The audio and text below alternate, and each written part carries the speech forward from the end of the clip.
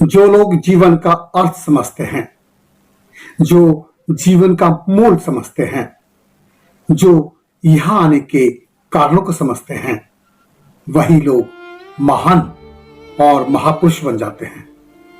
ऐसे लोग अपने जीवन को जीते जी भी जीते हैं और मरने के बाद भी। हम समर्पित हैं, हम नतमस्तक हैं 19वीं सदी के महानायक बोधिसत्व बाबा साहब भीमराव अम्बेडकर जी को, जिन्होंने अपने त्याग और बलिदान से अपने चार बच्चों की कुर्बानियां देकर अपना सारा सुख त्याग कर हजारों सालों की गुलामी की जंजीरों को तोड़ दिया।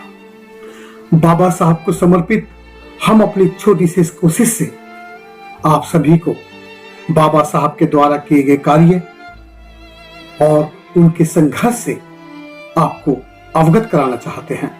बाबा साहब अपमान के घूंट पीते गए, मगर अपने लक्ष्य की ओर बढ़ते गए।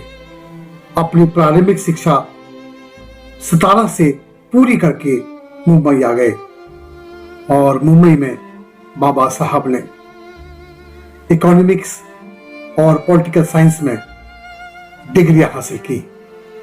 इसके बाद बाबा साहब बड़ौदा स्टेट के राजा सयाजी गायकवाड़ के सहयोग से अमेरिका पढ़ने चले गए, जहां पर बाबा साहब ने 1923 तक 12 लॉ यानी कि वकालत में और इकोनॉमिक्स में डॉक्टरेट की डिग्रियां हासिल की। बाबा साहब को भारत में संस्कृत पढ़ने से रोक दिया, तो फ्रांस में जाकर उन्होंने संस्कृत में एमए किया, डीलिट किया, डीसी किया, एमफिल किया, पीएचडी किया। बाबा साहब के पास 18 डिग्रियां थी। अगर बाबा साहब चाहते तो विदेश में अपने जीवन को बेहतर तरीके से जी सकते थे, लेकिन ये उनके अंदर का दर्द था। वो भारत में शोषित पीड़ित समाज के दर्द को समझते थे। वो शोषित पीड़ित समाज जिसे हजारों सालों से सता गया था, जिनसे मानवीय अधिकार छीन लिए गए थे, जिनको रेंग रेंग कर जीने पे मजबूर कर दिया था, जिन्हें सार्वजनिक स्थानों पर पानी पीने का अधिकार नहीं था, जिनके आगे थूकने की हांडी पीछे झाड़ू बांध दिया गया था, जिनको बोलने का अधिकार नहीं था, जिनको अपना हक मांगने का अधिकार नहीं था, जो जानवर से बदतर जिंदगी जीने पे मजबूर थे। जिस तालाब में कुत्ता पानी पी सकता था, उसमें बाबा साहब का समाज पानी नहीं पी सकता था। ऐसी अमानवीय व्यवस्था के खिलाफ बाबा साहब क्रांति करना चाहते थे। इसी उद्देश्य के साथ बाबा साहब भारत वापस आ गए। बाबा साहब को जो सयाजीराव गायकवाड़ जी ने स्कॉलरशिप दी थी, उस पर बाबा साहब ने उनके साथ करार किया था, एक बॉन्ड भरा था कि जब वो पढ़ लिख कर आएंगे तो उनके राज्य में नौकरी करेंगे। अपने इस वादे को पूरा करने के लिए बाबा साहब सयाजीराव गायकवाड़ के यहाँ वित्त मंत्री पद पर नियुक्त हो गए, लेकिन छुआछूत भेदभाव के कारण बाबा साहब का यहां भी घोर अपमान हुआ। यह अपमान की पराकाष्ठा थी। एक अधिकारी जो वित्त मंत्री है, उसको चपरासी एंटी रजिस्टर हाथों में न देकर फेंक कर देता है, और यदि प्यास लगे किए। और देश में आजादी की जंग लड़ रहे शहीद भगत सिंह, सुखदेव, राजगुरु, अशफाकुल्ला खां, बहादुर शाह जफर, तात्या टोपे, हजरत बेगम, झलकारी बाई, सर छोटू राम, कपूरी ठाकुर जैसे लोग कुर्बान हुए। लगभग 15 लाख लोग फांसी पे झूल गए, जिनको गोलियों से और तोपों से भून दिया गया और सरेआम कत्ल कर दिया गया। तब कहीं जाकर राजतंत्र समाप्त हुआ। आजाद भारत का संविधान लिखा जाना था। भारत का संविधान, भारत में विभिन्न जातियां, विभिन्न धर्म, अनेक भाषाएं, जिनको एक सूत्र में बांधना था। यह चुनौती भरा कार्य था। इस चुनौतीपूर्ण कार्य को देश का कोई भी विद्वान करने को तैयार नहीं था और अंग्रेजों ने ये शर्त रखी थी कि जब तक भारत का संविधान तैयार नहीं हो जाता तब तक हम देश नहीं छोड़ेंगे। ऐसी विषम परिस्थिति में यह कार्य बाबा साहब को सौंपा गया। बाबा साहब के पास 18 डिग्रियां, 16 भाषाओं का ज्ञान था। बाबा साहब ने संसार के सभी देशों के संविधान को पढ़ रखा था और संसार के बड़े बड़े विद्वान, बड़े बड़े दार्शनिकों को पढ़ा था। संसार की व्यवस्था को उन्होंने जाना था। सभी धार्मिक ग्रंथों का बाबा साहब अध्ययन कर चुके थे। इस काबिलियत के आगे सबको झुकना पड़ा। संविधान निर्मात्री कमेटी में 7 लोग थे, जिसमें एक मर चुके थे, 2 लोग अक्सर बीमार रहते थे और 2 लोग देश और विदेश में घूमते रहते थे। उन्हें संविधान से कोई लेना देना नहीं था, इसलिए सारी जिम्मेदारी डॉक्टर बाबा साहब भीमराव अम्बेडकर और उनके साथी BN राव पर आ गई। बाबा साहब ने दिन रात मेहनत करके अपनी तकलीफों को ना देखकर 2 वर्ष 11 महीने 18 दिन में संविधान तैयार किया। भारत का संविधान यह वो धार्मिक ग्रंथ है जहां सबको बराबरी का अधिकार है। इस संविधान के पहले इस देश में महिलाओं को कोई अधिकार नहीं था।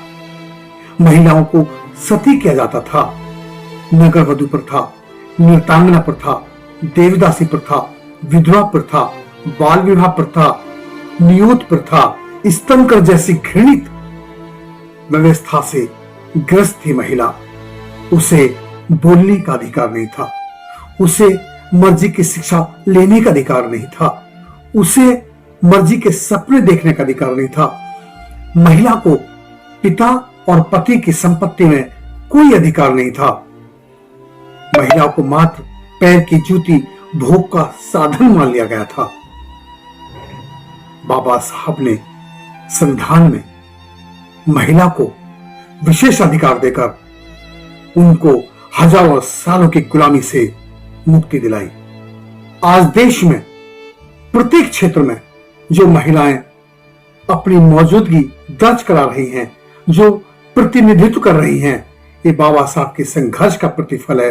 वरना इस देश में महिलाओं को कोई अधिकार नहीं था। जिस महिला को समाज ने मात्र पैर की जूती, भोग का साधन, बच्चे पैदा करने की मशीन समझ लिया था, उसी महिला को बाबा साहब ने राजा बनने का अवसर दिया। आज देश में महिलाएं डॉक्टर बन सकती हैं, इंजीनियर बन सकती हैं, अधिकारी बन सकती हैं और देश को भी चला सकती हैं। महिला को आज परिवार से लेकर समाज और देश का प्रतिनिधित्व करने का जो अवसर प्राप्त है, इसमें बाबा साहब के त्याग और उनकी कुर्बानियों का प्रतिफल है।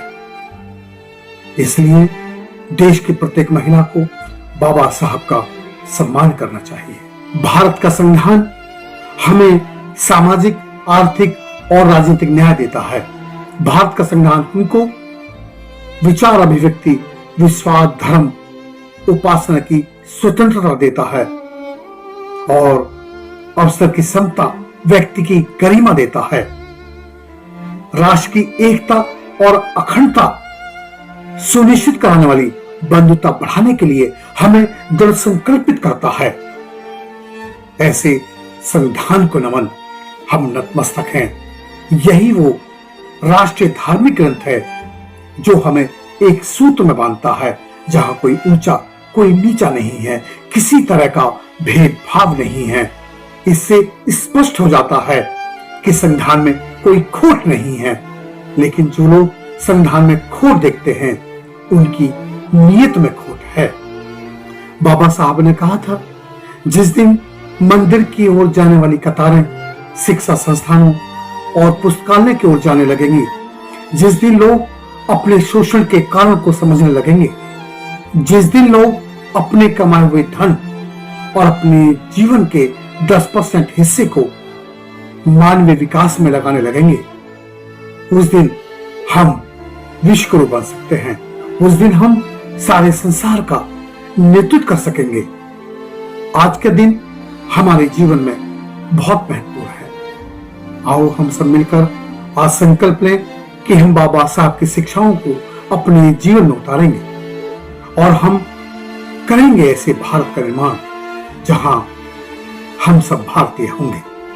आज के दिन हम संकल्प लें कि हम खुद ये जिम्मेदारी उठाएंगे और अपने जीवन रूपी दीपक से और भी ऐसे दीपक जलाएंगे जो लोगों को अंधकार से, पाखंड से बाहर लेकर आएंगे। मैं उमेश शंकर सार्जन, आपका बेटा, आपका भाई, आप सभी का दिल से हार्दिक फिर एक बार आभार व्यक्त करता हूं और ये भरोसा करता हूं, ये उम्मीद करता हूं कि हम सब धर्म और जाति के बंधनों से मुक्त होकर समता, स्वतंत्रता और बंधुता, न्याय पर आधारित एक समाज का निर्माण करेंगे, बनाएंगे ऐसा भारत जो शिक्षित भारत होगा, सशक्त भारत होगा, आपका, मेरा, हम सबका भारत होगा। इसी विश्वास के साथ जय भीम, जय भारत, जय संविधान, नमो बुद्धाय।